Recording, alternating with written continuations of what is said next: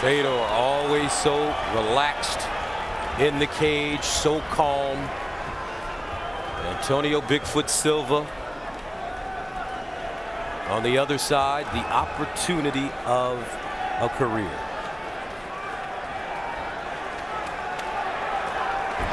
Okay, are you ready, sir? Are you ready, sir? Let's go fight!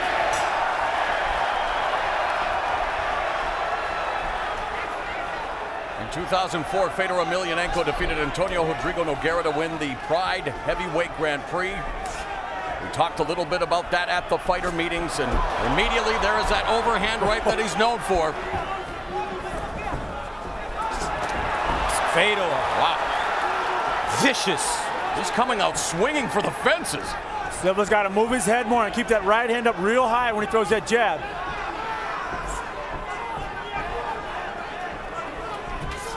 Oh, and he got caught with that counter, did Fedor.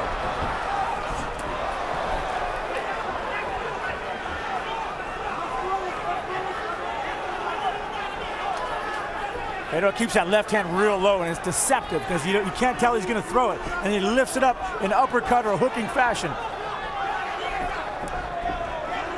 Look at the size difference in the hands of Antonio Silva and Fedor Emelianenko. Silva, a little tentative.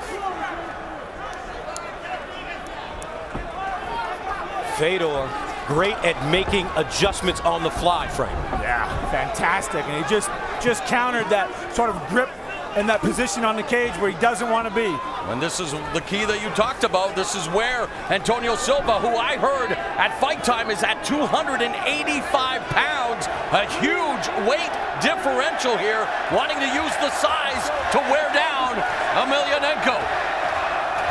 And I believe he's got the skill and the conditioning to stay in there for a long time. All right, break, separate.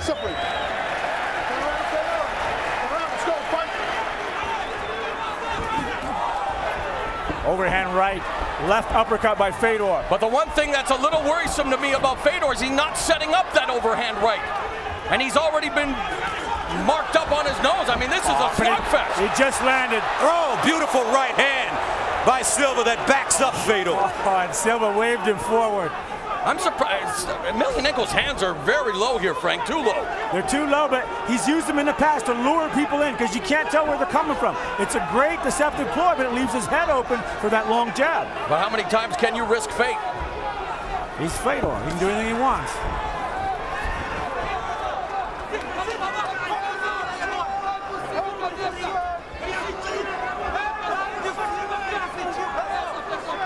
We saw referee Mergliata not give him much of an opportunity to stay in this stalemate earlier. Silva has to get busier. Yeah, that's Silva's responsibility to stay busy in this position if he wants to stay here and be active or remain here for any length of time. Fedor's made a career out of taking beatings early. I think the fans are anticipating maybe a guillotine choke here. He's trying to suck it up tight there, but that's an awful large neck. Well, he's putting a hold in. And the two fighters go to the ground, and Fedor quickly stands up. Those great hips. He squared his hips up, and he did not get taken down from that. Yeah, the last time Fedor won via guillotine choke was back in 2001. I don't know if I agree with Fedor going into this down position. He also won his MMA debut via guillotine choke, and you're right, Fedor doesn't want to stay here. You know, he learned, I think, from the Fabricio Verdum fight. Or maybe not. Or maybe not. Well, he's Fedor. He can do whatever he wants. This is a recording.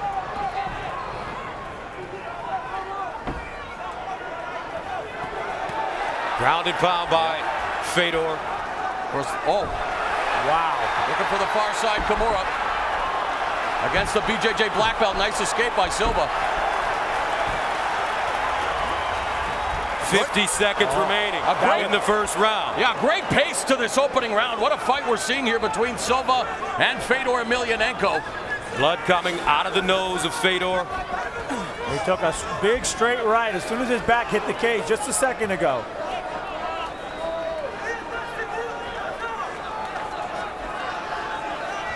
This is where I think Silva needs to do a better job of creating that separation or delivering some short strikes, some knees from this vantage point.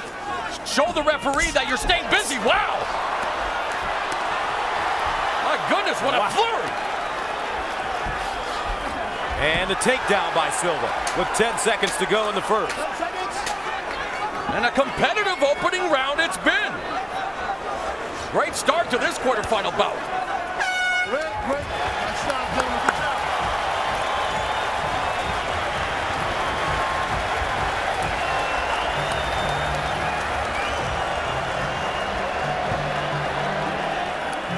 A lot of bombs being landed in the first round. Yeah, they wasted no time here. Fedor with just a massive upper hook, and Silva with that extra reach. He popped that right hand a few times, and it backed up.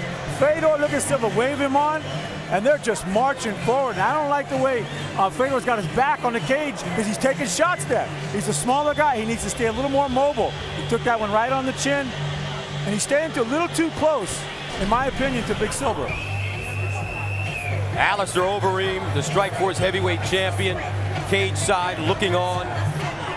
He'll fight Fabricio Verdum in his first fight. It's off Dexter, I think. I think I saw that kid on Dexter. I think so.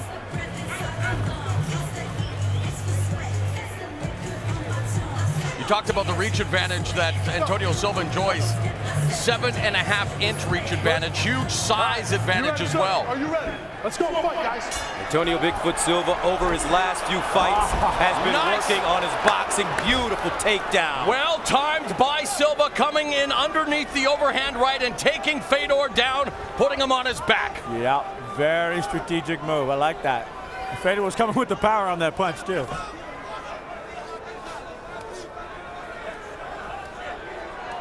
I think a lot of people underestimated. I know the odds were something like 5.5 to 1, Fedor being the favorite. I mean, Antonio Silva, as a BJJ black belt, a formidable striker, and again, size does play a factor. Fedor Emelianenko, for all of his strengths and all of his prowess, is an undersized heavyweight. He's finding that out in this fight. And Silva's doing a good job of continually pressing through that guard and trying to advance his position. You can see his left leg hooked on the leg there of Fedor. He's opening up his legs and he's just marching forward. Grandmaster in Sambo, self-defense without weapons, loosely translated from Russia. The crowd, of course, a huge Russian contingent, Gus, chanting the Fedor name. In the first round, they stood for 3 minutes and 55 seconds and were on the ground for 1 minute and 5. And now, Silva passing, getting the side control. North-south now, and this could be dangerous for Fedor Emelianenko. Switches to the other side. Wow, knee on belly. This Silva very comfortable here. And he mounted him easily. Emelianenko, what I was worried about. And these aren't hammer fists, these are sledgehammer fists, and he's got his back! Oh, he stretched him out there. Fedor's got to get his back to the mat again. He's going to have to avoid the blows to do it. We've seen Fedor Emelianenko in trouble before, going back to his Pride days, gets Kazuki Fujita. And the energy it takes to roll over like that and push through Silva's weight, that's going to fatigue him out. He's going for the choke.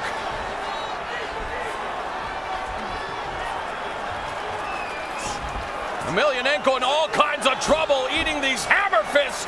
He's got to get his feet on that cage. That's too big of a man on top of him. He needs a little more height to get that and take advantage of it.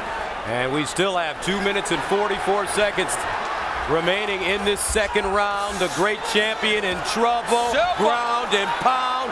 Fedor looks defenseless now. This could be about to end. Antonio Bigfoot Silva putting it on the great Fedor Emelianenko.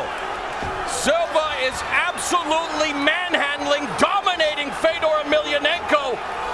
And he should side choke Fedor right here. He should trap his arm and side choke him. And that's what he's going for. That's what he should do. Going for the arm triangle choke. That's a big man. In trouble. If he could get his body, if Silva can get his body to the side, he's going to choke him out. Size matters, my friends. We're seeing it here. And There he goes. That's really bad positioning. He is choking him with his own arm there. Fedor.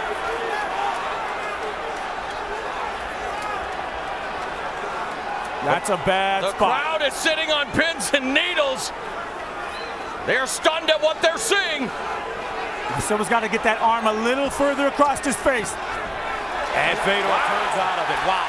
The crowd explodes here in New Jersey. A nice escape by Fedor, but how much energy has he expended? This has been a round dominated by Antonio Silva. And Emelianenko exhausted, hanging on for dear life with 1 minute and 20 to go in the second round. Scheduled for 3 5-minute rounds. This is the Strikeforce Grand Prix Heavyweight Tournament. Upon showtime, Antonio Bigfoot Silva said he needed to beat a legend, to become a legend, and right now he's in good shape with 1 minute to go.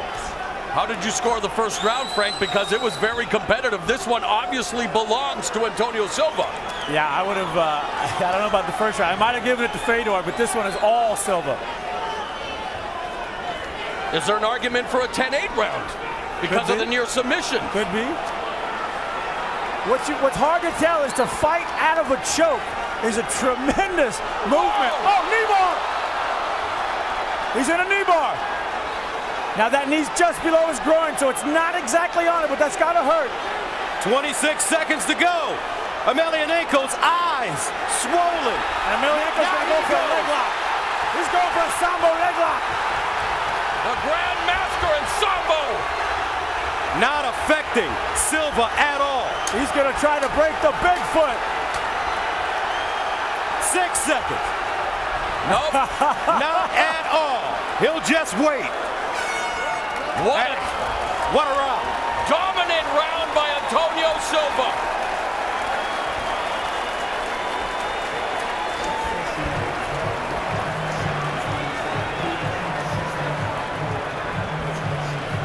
His right eye is a mess. Oh, it's almost closed. Wow, if you can't see, I mean. I can't find it, we can't see.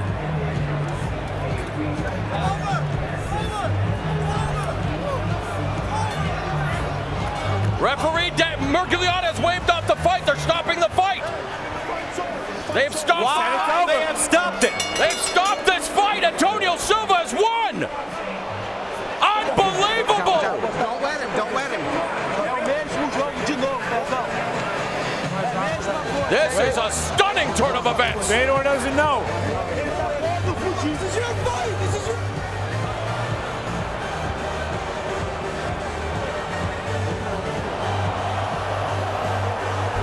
Silva just found out. I mean, his eye is swollen shut. He can't fight.